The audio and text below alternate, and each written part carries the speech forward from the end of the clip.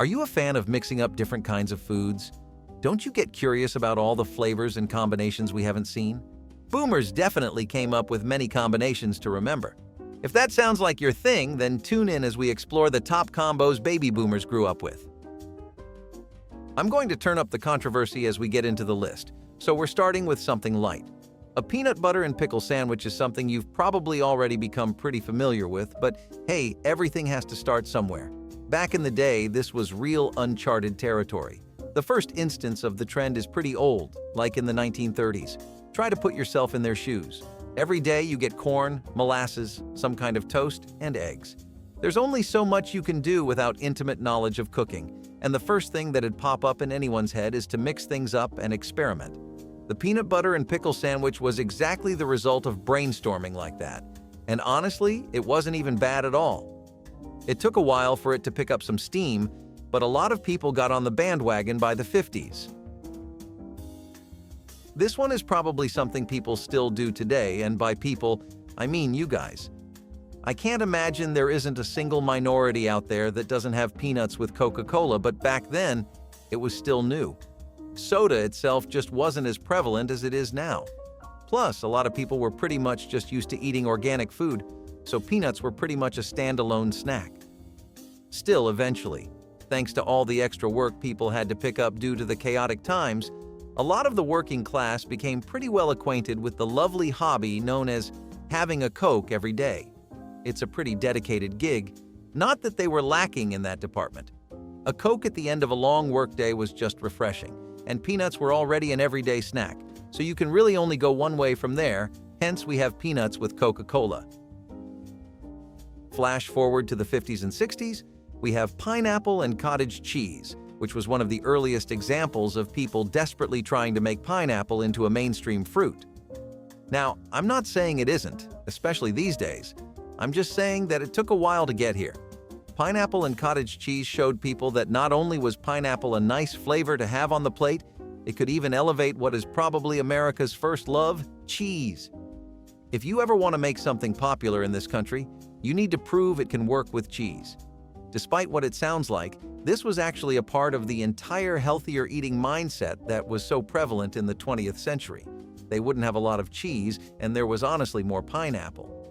It was definitely an acquired taste though, but the minority was pretty loud. Eventually, it would pave the way for even more weirder pineapple-based food combos that boomers remember pretty fondly now. I'm not sure if this really counts as a real food combo, but one of the most common breakfasts was just cornflakes and orange juice. It's not really too wild, and I say that because I know some of you are expecting borderline insanity like Dr. Pepper-soaked jalapeno poppers or something. It is a little weird though, because first you're taking in milk with the cornflakes, and then you're washing that down with the orange juice.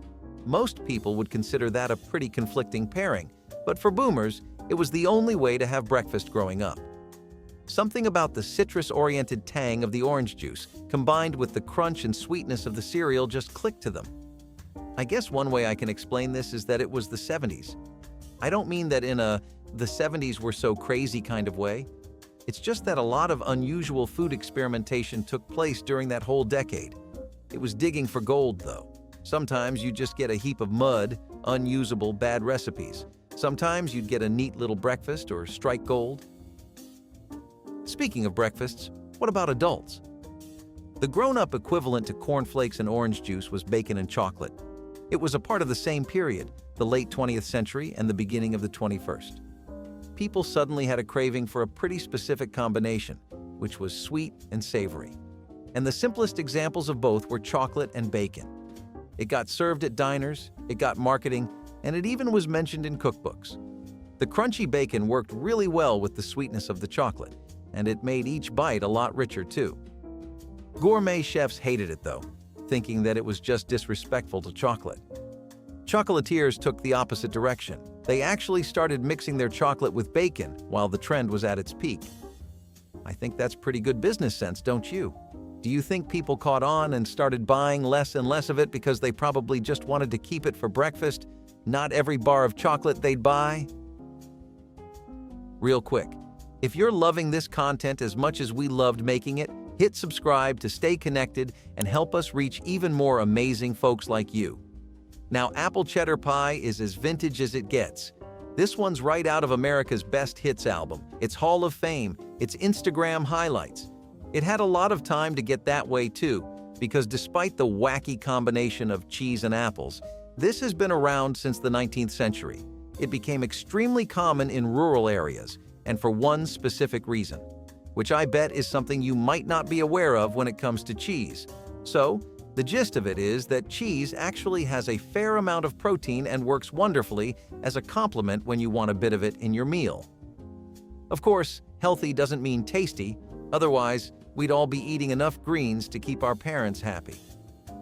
You don't have to worry about a meal that's a chore to eat with this one though, because the sweetness of the apples, which was only further in the spotlight thanks to the cinnamon and sugar, mixed really well with the nutty and salty flavor of the cheese. Not to mention how it gave each bite that gooey, lovely texture we've come to love cheese for. I wonder what doctors say about apples covered in dairy, though. If you thought peanut butter was leaving the show after a small tangle with some pickles, you guessed wrong. Peanut butter and celery was a really well-loved snack all throughout the 1930s and 1940s, and like I just said, since good for your body doesn't automatically mean good for your taste buds, it helped a lot to smother the celery sticks with peanut butter and drown out the vegetable taste for the haters. Real celery lovers used peanut butter as a dip, though, not as a coating. There were different ways of having this dish, like topping it with raisins, which was affectionately referred to as ants on a log, but it was something all age groups were able to enjoy. It's because the richness of the butter worked so well with the crunch of the celery, and as a result, you had a vegetable-based snack that was so much more attractive than its alternatives. Hooray for human creativity. At some point, it'll start to make everything better. Whether or not you believe it, this was actually a popular item for diet plans across the country too. This is probably the least offensive one on the list so far. I'm sure all of you might have even dabbled in a little bit of hot dog and macaroni salad. Now, maybe you stopped listening right after macaroni, but trust me, it is a salad. Macaroni salad sometimes had onions, celery, vinegar, and mayonnaise, which would serve as a dressing. It was again another attempt by the American public to get their kids to eat something good for once, even if it meant mixing it up with macaroni every day. Now, I'm no mac hater, but it's not something you should be eating every day. Don't tell my doctor I do, though. When you mix a salad like that with a hot dog, the pairing simply seems like a match made in heaven. Hot dogs were already very much the in thing during the 20th century. It was the go-to idea for grills, cookouts, and family gatherings, but there was a particular love for mayonnaise on hot dogs and in salads after the post-war period. Maybe all that rationing made people nostalgic for the plain and simple. Either way, that craze definitely helped elevate this dish to icon status. Ham and cheese sandwiches definitely go together, but what happens when you add some jelly into the mix? This was a combination that people debated endlessly over for so long. It honestly felt like a war could break out any minute. The two sides would be the sandwich supporters, and the opposite would be the purists, the ones that believed you should never ever touch their darling ham and cheese sandwich and that it's perfect as it is. Now, I can definitely see where they're coming from, but is a little experimentation really so wrong? Plus, it makes sense on more than just paper. Like I just mentioned, cheese goes great with any source of protein, not just because of health reasons and benefits, but because it complements the taste of savory and smoky things really well. For some people, it can definitely be overwhelming, almost too much, and that can turn them away from an otherwise delightful lunch or breakfast that takes literally all of 5 minutes to get together. The counter to that? Just add some jelly. The sweetness of the jelly works so well to counter the sourness of the cheese, just like it was with the apple cheddar pie. I'm telling you, if you've never tried this before, you really have to give it a shot just for curiosity's sake. It might expand your food horizons way beyond anything you've expected from a ham and cheese sandwich in the past. The best part? You go with whatever jelly feels good to you. You could be a blueberry, raspberry, or strawberry fan and everything in between, and this would still be worth trying. Actually, scratch the macaroni salad and hot dogs, creamed corn, and mashed potatoes is definitely, by far, the biggest green flag on this list. Now, This doesn't even need a soft or hard sell. You already know what it is. Creamed corn is something that's been sustaining America's youth, elderly, and every age group in between for more than a few centuries, and that goes doubly for anybody below the upper middle class. In rough times, it would include them too. They might even eat it just for the sake of eating it, because it's not like rich people didn't have their fair share of corn affairs. You mix that in with some mashed potatoes? You're talking about a food coma that would put grown men to bed for the foreseeable future. This is the kind of meal that literally wipes your calendar for the day clean, because after eating it all, you can think about is how the bed feels almost as good as the potatoes and corn taste. It really was delectable in every sense of the word, and that explains how it got as popular as it did. Not only is corn something that American farmers are very well acquainted with, but potatoes are some of the top crops in our country too. Putting the two together was an afterthought. Both dishes did well on their own to begin with, so it seems like it really was just a matter of when and not if it comes to this one. Somebody was bound to try it eventually. Things are unfortunately going to take a dark turn here. Friends, brace yourselves. I must now introduce you to the divisive and controversial broccoli pizza. It's something we've never ever thought of even in our wildest nightmares, and a lot of people would like to keep it that way. The funniest thing about this is that I think it offends the Italians the most out of anyone else. See, they swear by some golden rules of thumb when making their pizza. The tomato sauce, the basil, specific kinds of cheeses, you know the drill. American culture surrounding pizza has always been one for brainstorming, to say the least. A pretty colorful interpretation of another country's cuisine. We've had things like cheeseburger pizzas before, so why not go on the opposite end of the spectrum and try broccoli? I fear they may have stepped out of the spectrum entirely with this one and gone into uncharted evil territory in the name of experimentation, though. It's kind of like if Frankenstein were a pizza, or when shows always have that dumb trope where the good guy's best friend gets possessed by something nasty. Anybody remember Supernatural Season 5? Just me? Okay, well, comparing a vegetable pizza to demonic possession is pushing it a little, but you know what else is pushing it? Putting broccoli on pizza. Next on the list, I got some fresh Roquefort cheese and eggs, and yes, I really had to Google this one. You hit me with a Roquefort when I asked what you'd recommend off the menu, and I'd just look you dead in the eyes with the biggest confused stare ever. Hopefully, a lot of you can relate. Maybe the ones that are more intimately acquainted with French cuisine might be familiar with us, but for the rest of us, it's pretty new. What really is Roger, though? It's pretty much just sheep milk blue cheese. I know, the name makes it sound like some kind of stellar French main course or some fine steak, but it really is just blue cheese and eggs. But wait, it's French blue cheese. That makes it special, as I'm sure you all already know how seriously they take their food. It actually does work the best with eggs thanks to the contrasting flavors, so this wasn't really the oddest pairing. But I'll tell you, a lot of people did need to get used to the concept of boiled eggs with cheese or an egg custard with cheese. Funnily enough, I can't believe this is where Americans once drew the line with adding cheese to everything. Speaking of boiled eggs, let's get into some gym bro culture. Legend has it that the very first gym bros would swear by egg whites and oatmeal, and that it became tradition for everyone following to start off their fitness journey with this as a breakfast. Can you blame them? It might not be the most tasty combination on the list, but it's definitely got a lot going for it in the health department. Plus, boomers were always big fans of food like this that cut down on preparation time and required simple ingredients and methods that basically needed no cooking knowledge or skills. Don't know what to do with a pie crust? Can't make a sandwich you feel happy with from scratch? You can always rely on some egg whites and protein. As nice as fitness is, there's a slightly darker reason behind this dish too. The thing about it is that it was a really economical breakfast. Oatmeal and eggs were arguably some of the most available things in the country, especially when times were rough economically. You can kind of start to see how the trend started. Coffee and butter is something that's enjoyed across the entire world, not just America, though for the context of our video, we're going to keep it to the States. The best thing about coffee and butter is that it's so endearingly simple. You don't need anything except, well, coffee and butter, but sometimes the daily routine gets a bit tiresome. You get sick of the same coffee every day, the monotony sets in, and you lose that spark that first drew you to the dish. It's exactly in times like that where combinations like this come in handy. It was also really smart. This was a combo that, more than anyone else, farmers used. It would help them keep energy levels high throughout the day because adding butter to the coffee made it such a high-calorie drink. In farming-heavy areas where butter was really common, like the Midwest and the Northeast, this drink was a local treasure.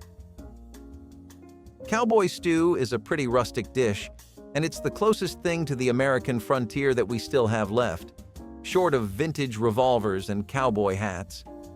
It wasn't always the glorious stew it's known to be today, though.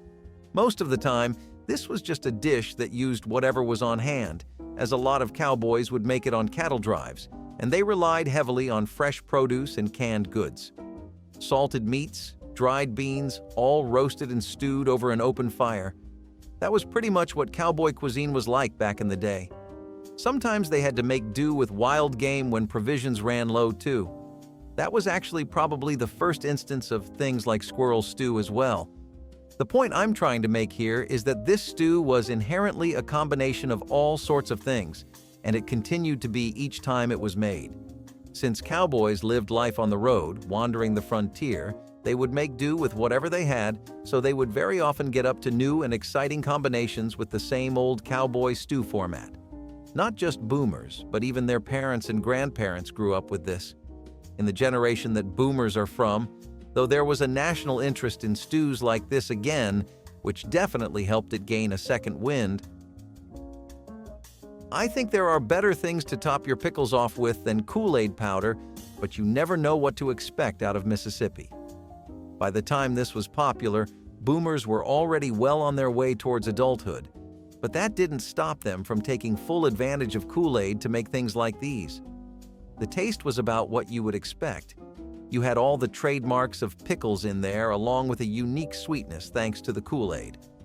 It was a pretty unconventional combination, but it definitely had a niche following that swore by it. It was also known as Kool-Lickles at some point. I've heard worse names, so that gets a pass. It typically used dill pickles and a brine, which would be entirely out of Kool-Aid and sugar. The pickles also got the unique color of Kool-Aid thanks to the whole process. It was a pretty quirky treat that came and went, but still, it was fun to have pickles in a brand new way again. Fries and ice cream? Pretty decent. All right, fine. Too tame? Fries and coleslaw or honey? Still works. But have you ever heard of French fries and powdered sugar? This actually took off so much in places like Louisiana that for a time it was the only way to enjoy French fries, and there wouldn't even be any debate on this. Do you know how real that is? For something to have all of us agreeing? You might be wondering how this tasted, though. I mean, French fries do have a proven track record of working well with sweet things, so it's not like it's entirely outside the realm of logic and deep into Trainwreck Central. Still, there are also a lot more toppings that are built specifically for French fries and taste way better too, like there's just no context between garlic mayonnaise, ranch, or barbecue sauce when it comes to anyone's go-to dip for a good plate of fries. This actually worked almost as well as those because the sweetness of the sugar played really well into the flavors of the potato. The end result was something that kind of resembled salted caramel, or like a slightly off-brand sweet potato. Next time you whip up a batch of French fries, give this one a shot. You might be surprised at what you end up finding. Broccoli on pizza was a pretty good place to draw the line in the sand, but what do we think about honey on pizza? Did you think people only enjoyed French fries with that? I wouldn't blame you if you did, because until I had to sit down for this video, that fact was lost on me too. Still, it is true. The baby boomer generation grew up with weird pairings like pizza and honey, which wouldn't seem to make any sense to us, but apparently was the height of culinary bliss for them. Seriously, I can't begin to tell you how popular this was. Did you know at one point they even had this served up in pizzerias and restaurants? Michael Kurtz started serving pizzas with spicy honey drizzled over them at Paulie G's in Greenpoint, Brooklyn. Apparently, the idea was inspired by a trip to Brazil, which eventually led him to make Mike's hot honey. That's how widespread this pairing got, and in just a short amount of time too. The trend popped up somewhere around the 2000s as a part of this entire trend surrounding experimental pizza making. Next on the honey tour, we have cucumbers with honey, which is, I think, in the same vein of food experiments as peanut butter and celery sticks. I find it pretty funny how much Americans have to alter the basic taste of a vegetable or fruit just to make it easy to eat.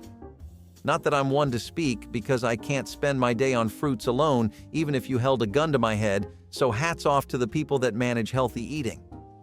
That's exactly the thing that inspired this combination, after all. You can't find fault with either the honey or the cucumbers here, since both work wonders for your body and skin.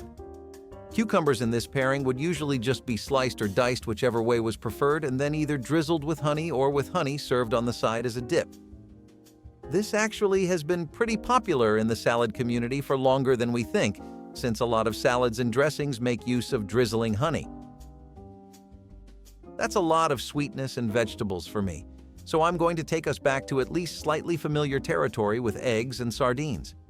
Many fishermen have spent a good chunk of their breakfasts with this dish, and for good reason too.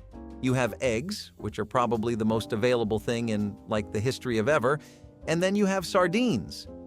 Most of America's coastal cities with fishing cultures and industries often caught sardines daily because it was one of the most common catches to get. As a result, all kinds of questionable food combinations and sometimes really good ones came out. In this case, those sardines would be mashed or diced and then mixed with scrambled eggs to make an omelet, along with some basic herbs and seasonings. They could also be a topping for a fried or poached egg alongside toast, or they could even be used to make sandwiches. Even outside of just fishermen and their neighborhoods, the general public also started adapting this because, as you can see, there's 50 shades of sardines to keep you full.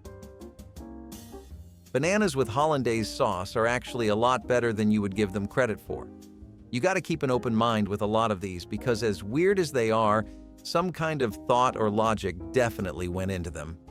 In this case, the logic was that the sweetness of a banana worked really well with the tangy richness of the hollandaise sauce. Still, tastes are subjective, so it may just not be up your alley. This usually was a meal that working-class communities and neighborhoods made for themselves because of how bananas are such a good source of energy, and trust me, if there was one thing people needed during those long Labor Days, it was energy. Plus, it was convenient. Bananas are really easy to carry and eat, and as you know, Americans fall head over heels for anything that makes eating as easy as possible. We don't like dishes that take a lot of tinkering and can't be eaten on the road or while you're moving. So you down a few bananas dipped in sauce and you go about your day more refreshed than ever. Maybe the taste isn't so bad.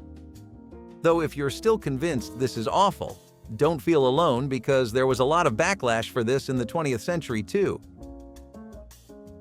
So next on the list, we have apples with salt and pepper, which actually aren't too bad. It gives the apple a sour tang that it otherwise doesn't have, and it's a pretty fun way to include some flavor in your apple salads. People were using this to spice up apple-based salads and dishes.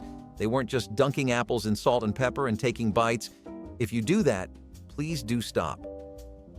Anyway, back to our salty apples. This was again something that was mostly popular among the working class of America. They were the ones that had the strongest culture surrounding eating fruit daily, mostly because a lot of rural areas lived off of foraging and natural resources that were available.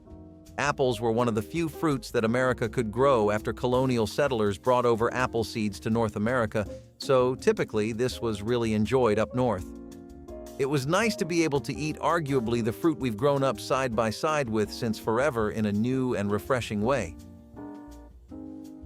If you take the opposite of an apple, salt, and pepper, what do you get? Sugar and tomatoes. This one has an interesting history. It's heavily involved around the sugarcane crop, which was first brought over to us by Christopher Columbus. Eventually, places like Louisiana would become big parts of the sugar industry of America.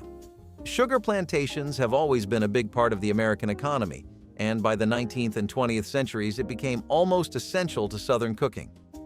Couldn't have a singular dish the South was known for without heaps of sugar, not to mention the nationwide craze for it to begin with, thanks to all the sodas coming out. Now, One thing the South also popularized in this case was how they would rely heavily on their crops and regional fruits and vegetables like tomatoes. Naturally, they would make things like tomato jam and ketchup, which symbolized how good sugar and tomatoes could be together. So the idea that sugar and tomatoes could be eaten together instead of being mixed as one dip or product wasn't too far off from there. Eventually, that's exactly where America would end up going, and thus you had sugar and tomatoes. A regional speciality of the South, and a pretty interesting way of having a tomato. Olive oil ice cream is a treacherous combination because those are two things that should never be mixed together, but that's exactly what we got from Mediterranean cuisine. You need to use high-quality extra virgin olive oil for this, because anything else doesn't work with the ice cream. The logic here this time was that the smoothness of the ice cream would only be further amplified to new levels by the fat content in the oil. Of course, this meant that your typical ice cream flavors wouldn't work too well with olive oil. You can throw your chocolate, vanilla, and strawberry tubs out of the window right now. Instead, citrus-based flavors worked a lot better with this pairing. You'd think this was some niche freak experiment cooked up in a damp, dark corner of the woods, but it was actually popular in upscale restaurants like Jay's Splendid Ice Creams. The chef there, Jenny Britton Bauer, was even a pretty big supporter of the combination. Think she was onto something that we weren't? I still can't imagine anyone eating olive oil mixed with ice cream. Wouldn't it feel weird on your tongue? The last thing on our list isn't actually that bad of a combination. You like cheese, raspberry jam, and toast? This is exactly the combination for you. The problems that resulted in something like this even being conceived were all thanks to typical toast breakfast with jam getting really stale and boring. You can only eat so much toast in your life to start your day with, and I think Americans hit their quota around the mid-20th century. There was some strong resistance to the idea. A lot of people thought this entire trend of experimenting with classic foods wasn't really going to give us anything. Why fix a clock that isn't broken? Well, what they don't consider is that people have an appetite for new clocks with better designs. New structures, new hands, all that. People love new things and they love new ideas brought to things they already are massive fans of. That's exactly what happened with cheese, raspberry jam, and toast. Plus, any other kind of jam wouldn't have worked as well with toast as raspberry does. People tried to experiment with different jams, like strawberry and blueberry, but they wouldn't work together because either the cheese would overtake the flavor completely or the jam wouldn't work well with it, and the overall taste was just confusing and overwhelming. So, the trend of adding cheese eventually reached your everyday breakfast too, and while some liked it better the old-fashioned way, most people were better off for it. How's this for one mixed-up video of odd food combos? Comment down which food combination stood out to you more, and don't forget to like and subscribe while you're at it.